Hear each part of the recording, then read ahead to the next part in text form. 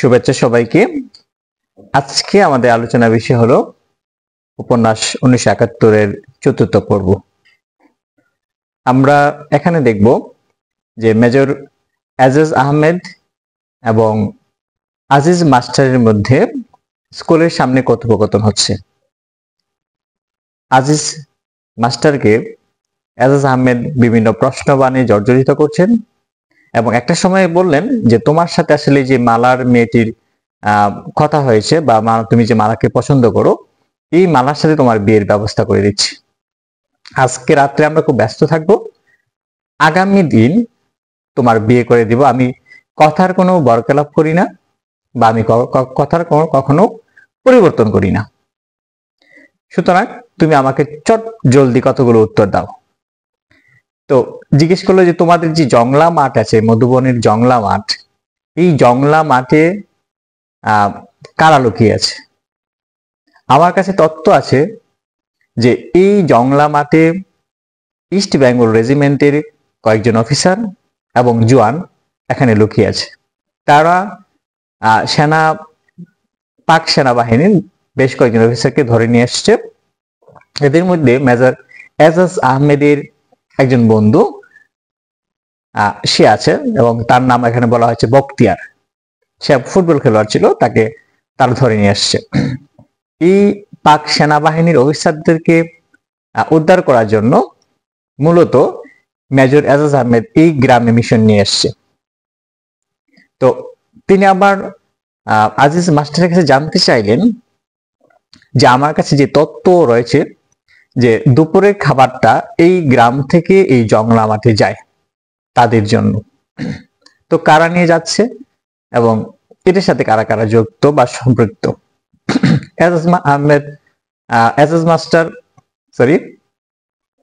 সেনাবাহিনীর মেজর এজাজ আহমেদ এইভাবে তাকে বিভিন্ন প্রশ্ন জর্জরিত করছিলেন। তো আজিজ মাস্টার জানালেন যে তিনি কিছুই জানেন না এবং একটা সময় গিয়ে তিনি চলে যেতে চাইলেন, কিন্তু মেজর এজাজ আহমেদ বললেন যে না, তোমাকে তো দেয়া যাবে না, ছাড়া যাবে না, কারণ তোমাকে অনেক তথ্য আমরা দিয়ে ফেলেছি, তথ্যগুলো তুমি তাদের কাছে পৌঁছে দিতে পারো। আজকে রাতে আমরা অপারেশনে বের হব এবং অন্য একটা সেনাবাহিনী দল এই গ্রামে ঢুকবে আজকে রাতে এবং তারা আমাদেরকে সহযোগিতা করবে। আমরা তাদের জন্য অপেক্ষা করছি, তোমাকে আজকে রাত্রে এখানে থাকতে হবে এবং পরে বাকিটা দেখা যাবে। তো এইরকম ভাবে কিন্তু আজিজ মাস্টারকে তারা আটকে রাখে। তো আজিজ মাস্টারকে স্কুলের ভিতরে ঢুকানো হলো। স্কুলের ভিতরে ঢুকে আজিজ মাস্টার দেখলেন যে ইমাম সাহেব আসলে স্কুলের ভিতরেই রয়েছেন। তার পাঞ্জাবিতে রক্ত, ঠোঁটগুলো ফুলে গেছে, রক্ত লাগানো, অর্থাৎ তাকে নির্যাতন করা হয়েছে, মারধর করা হয়েছে। তো এই অবস্থাতে যদিও স্কুলটা তার অনেক পরিচিত, টিচার শ্রম তার অনেক পরিচিত, কিন্তু তার এই স্কুল ঘরটা মনে হচ্ছে যে একটা অপরিচিত একটা জায়গা। তো তাদেরকে সেখানে অনেক সময় আটকে রাখা হলো এবং তাদের এই দুজনকে আটকে রাখার পরে জয়নাল মিয়া নামে আমরা এই গ্রামের একজন ব্যক্তি, গুরুত্বপূর্ণ ব্যক্তি ছিল, যে সবচেয়ে ধনী, আজিজ মাস্টার যার আশ্রয়ে মূলত থাকেন। তো জয়নাল মিয়া এবং তার দলবল নিয়ে ছাতিম গাছের অপেক্ষা করছিলেন আর কি, কারণ যেহেতু আজিজ মাস্টার স্কুল করে গিয়েছেন, তিনি আসছেন না, তাই তারা খুব টেনশন করছিল এবং সেই জন্য কিন্তু অপেক্ষা। এবং রাসমোহন যে দপ্তরি, সে কিন্তু বিভিন্নভাবে উকি দিচ্ছে স্কুলের দিকে যে কি হয়েছে, বিষয়টা কেন আসছে না। তো আমরা এই পর্যায়ে দেখি যে জয়নাল মিয়া কিন্তু এই টেনশনে, যদি উনি সিগারেট খান, কিন্তু আমরা দেখি যে উনি অন্যজনের কাছ থেকে, নিজামের কাছ থেকে বিড়ি নিয়েছেন, বিড়ি খাবেন, এরকম একটা পরিস্থিতি সৃষ্টি হয়েছিল।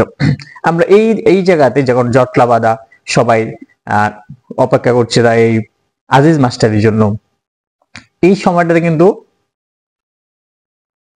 মতি মিয়ার শালা নিজাম, আমি একটু আগে ভুল করেছি, সেটা হলো মতি মিয়ার কাছ থেকে সিগারেট নিয়েছিল।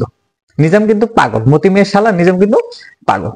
তো এখানে আমরা দেখি যে নিজাম কিন্তু আসছে, সে পাগলের বেশি থাকে বা পাগল সবসময়, তাকে বলেছিলাম যে এলাকাবাসীকে সে বিরক্ত করে না এবং সেইভাবেই ঘুরে বেড়ায়, কিন্তু সে যখন আসে তখন কিন্তু তাকে পাগল মনে হয়নি, এই একটা অবস্থা।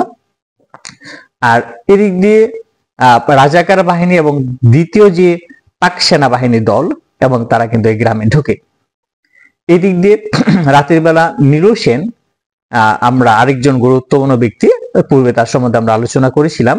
তো এই নীলু সেনের কিন্তু রাতের বেলা তার তলপেটে ব্যথা হয়, প্রচন্ড ব্যথা, এবং তার সাথে তার ভাগ্নের নাম হলো বলাই।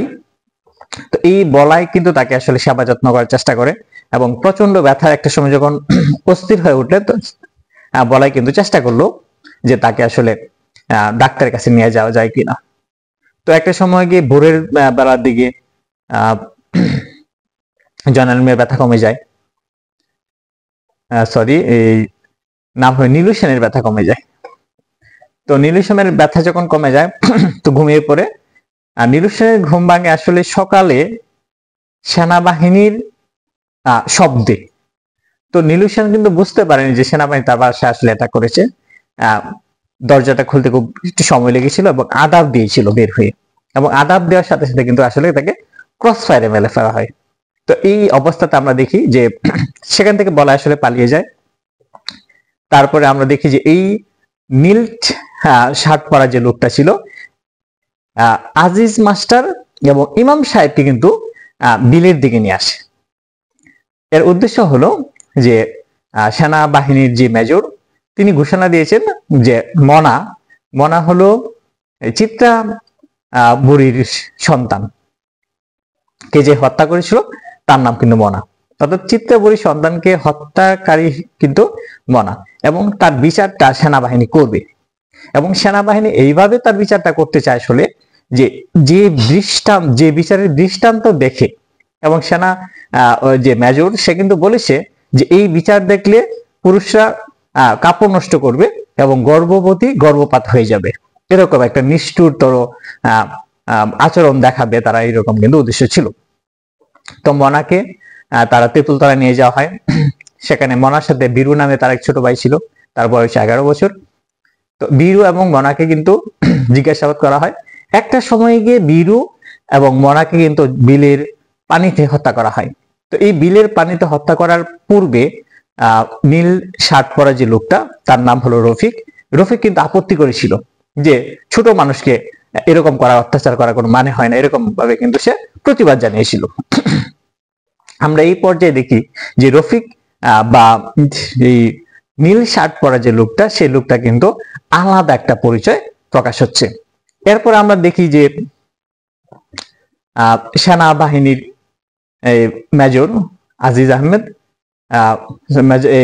এজাজ আহমেদ, তার সাথে করে রফিককে কিন্তু পাশাপাশি হাঁটতে হাঁটতে চলে যায়। তো হাঁটতে হাঁটতে একটা সময় গিয়ে মীর আলীর সাথে দেখা হয়। এরপরে তারা একটা মন্দির, কালী মন্দিরের দিকে যায়। এদিক দিয়ে বৃষ্টির একটা আবহাওয়া, প্রচন্ড বৃষ্টিপাত হবে, হ্যাঁ, বৃষ্টির একটা পরিবেশ সৃষ্টি হয়েছে চারদিকে।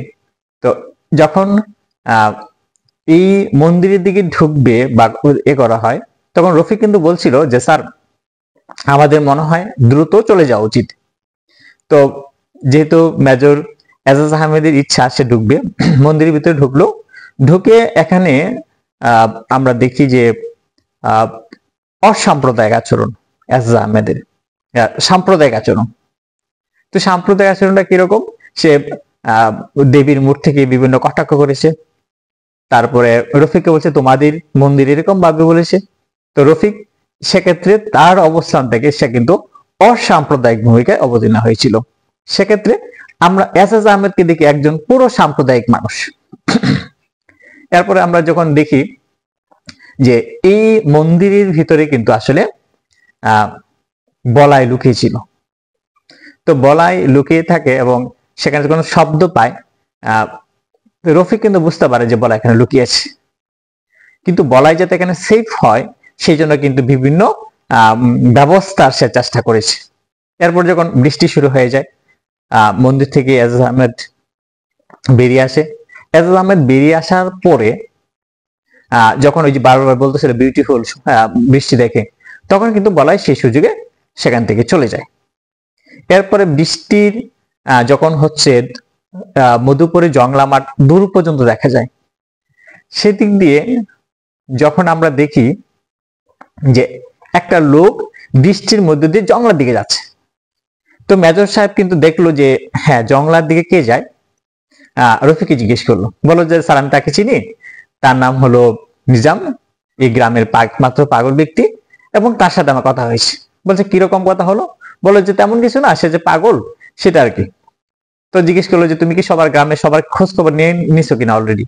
বলছে না, কারো কারো সম্বন্ধে আমি জানি। তো সেখান থেকে কিন্তু আসলে নিজামকে যে ধরা, মতিমিয়া শালা নিজাম যে পাগল, তাকে ধরার যে চেষ্টা করেছিল বা তার সম্বন্ধে একটা সন্দেহ করার যে চেষ্টা করা হয়েছিল, সেটা কিন্তু আসলে রফিক দেয়নি। সেক্ষেত্রে কিন্তু আমরা রফিককে দেখি যে মুক্তিযোদ্ধাদের সহায়তা করা একটা ভূমিকা, যদি আমরা এখনো স্পষ্ট না যে রফিক আসলে